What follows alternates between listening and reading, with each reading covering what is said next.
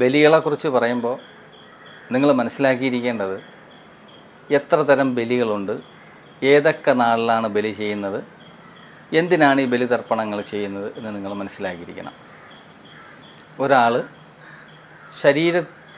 വിത്ത ആത്മാവ് പുറത്തു പോയി കഴിഞ്ഞാൽ നമ്മൾ അദ്ദേഹത്തിന് വേണ്ടി ചെയ്യുന്ന കർമ്മങ്ങൾ ശാർദകർമ്മങ്ങൾ, ബലിതർപ്പണങ്ങളാണ്.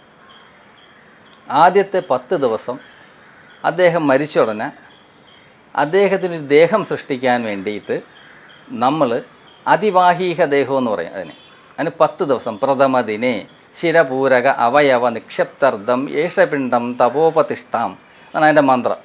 അങ്ങനെ 10 ദിവസം ഇദ്ദേഹത്തിന് പിണ്ടതർപ്പണം ചെയ്യും.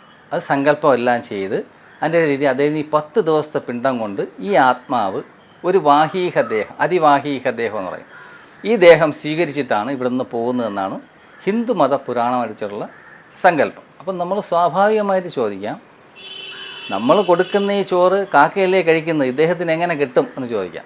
അപ്പോൾ നമ്മളതിനെ ചിന്തിച്ചാൽ നമ്മൾ കഴിക്കുന്ന ആഹാരത്തിൽ വളരെ കുറച്ച് മാത്രമേ നമ്മുടെ ശരീരം എടുക്കുക, അതിനകത്തുള്ള എനർജികൾ മാത്രമേ എടുക്കുന്നുള്ളൂ, ബാക്കിയെല്ലാം ശരീരം പുറന്തള്ളയാണ്. അതുപോലെ ഈ പിണ്ടതർപ്പണം നമ്മൾ ചെയ്യുമ്പോൾ നമ്മൾ സങ്കല്പിച്ച് ചെയ്യുന്ന ഈ പിണ്ടതർപ്പണം നമ്മുടെ സങ്കല്പാൽ നമ്മുടെ പൂർവികർ ഇതിൻ്റെ രസനാംശം എന്ന് പറയുന്നത്, അതിൻ്റെ എനർജി രസനാംശത്തിനെ അവർ സ്വീകരിക്കും. ഇത് തന്നെയാണ് ക്ഷേത്രത്തിന് സംഭവിക്കുന്നത്. ഈ ആത്മാവിൻ്റെ കാര്യത്തിൽ അത് തന്നെയാണ് സംഭവിക്കുന്നത്.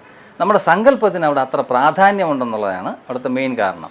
നമ്മൾ സങ്കല്പിച്ച് ഇതിൽ നിന്നുള്ള ഊർജ്ജം സ്വീകരിക്കണമേ എൻ്റെ പിതൃവേദിനെ സങ്കല്പിക്കുമ്പോൾ അദ്ദേഹം സ്വീകരിക്കുകയാണ്.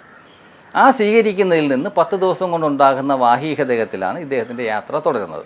അത് പ്രധാന ബലി. അത് കഴിഞ്ഞാൽ 16ൻ്റെ അന്നുള്ള ബലിയാണ്.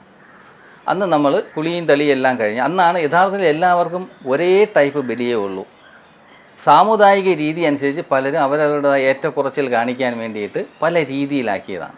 ഗരുഡപുരാണവും മാർക്കണ്ഡേയപുരാണവും എല്ലാം പറയുന്ന ഒരു ടൈപ്പിലുള്ള കാര്യം, എല്ലാ മനുഷ്യനും ഈക്വലായിട്ടുള്ള കാര്യങ്ങളെ പറയണുള്ളൂ. എനിക്കൊരു മഹാഭാരതം, വേറൊരാളിന് മഹാഭാരതം, അങ്ങനെയില്ല. എനിക്കൊരു ഭഗവത്ഗീത, വേറൊരാളിന് അങ്ങനെയില്ല. എല്ലാവർക്കും ഒരുപോലെ തന്നെയാണ്. എനിക്കൊരു സൂര്യൻ എന്ന് പറഞ്ഞാണെങ്കിൽ എല്ലാം, അത് ഞാൻ ഇങ്ങനെ പറയണതിന് കാരണം എല്ലാം ഇവിടെ ഈക്വലാണ്. നമ്മുടെ ചിന്തയിൽ വരുന്ന വിഷയമാണ് ഇതൊക്കെ. ഒന്ന്. രണ്ടെന്ന് പറഞ്ഞാൽ ഞാൻ നേരത്തെ പറഞ്ഞ അതിബുദ്ധിമാന്മാരായ നമ്മുടെ നേതാക്കന്മാർ നമ്മളിങ്ങനെ വച്ചേക്കുന്നതാണ്, സിസ്റ്റമാറ്റിക്കായിട്ട് അവർ വച്ചേക്കുന്നതാണ്.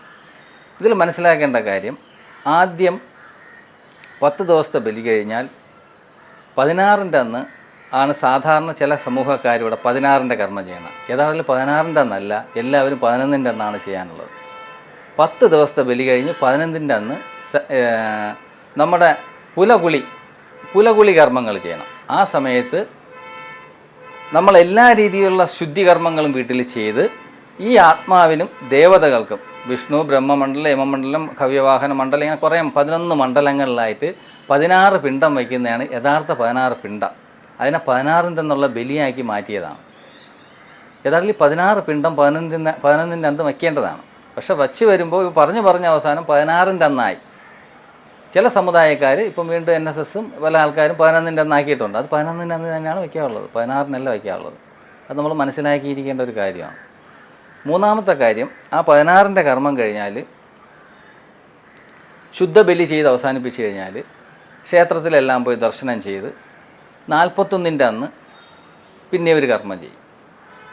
41ൻ്റെ അന്നുള്ള ബലിതർപ്പണങ്ങൾ കഴിഞ്ഞാൽ ആ ബലിതർപ്പണത്തിന് 1 മാസത്തെ ബലിയും കൂടെയാണ് അതിൻ്റെ കൂടെ ചെയ്തു പോകുന്നത്. കാര്യം 28 ദിവസത്തിലൊരിക്കൽ നാൾ മാറിക്കൊണ്ടിരിക്കുകയാണ്. അപ്പം നാൾ തോറും ഈ ആത്മാവിന് ബലിയിടണമെന്നാണ് വിധി.